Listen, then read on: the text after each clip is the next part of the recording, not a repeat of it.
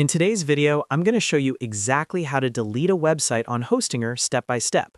Whether you created a test website, an old project you no longer need, or you simply want to remove a site from your hosting account, this quick process will help you permanently delete it directly from the Hostinger dashboard.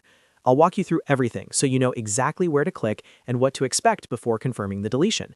Keep in mind that deleting a website removes its files from your hosting account, so it's important to make sure you really want it gone before you confirm.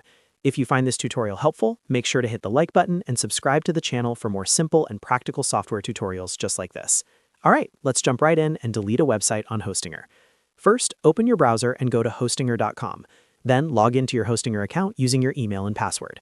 Once you are logged in, you'll arrive at your Hostinger dashboard. From here, look for the section labeled Websites. This area shows all the websites that are currently connected to your hosting account. Click on Websites to open the full list of sites that you manage inside Hostinger. After the page loads, you'll see every website associated with your hosting plan. Take a moment to locate the specific website you want to delete. If you manage multiple sites, double-check the domain name so you don't accidentally remove the wrong one.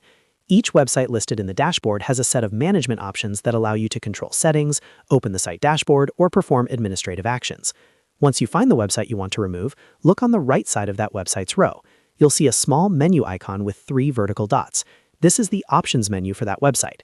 Go ahead and click the 3 dots icon to open the drop-down menu. When the menu appears, you'll see several available actions related to that website. One of those options will be Delete. Click on the Delete option to begin the website removal process.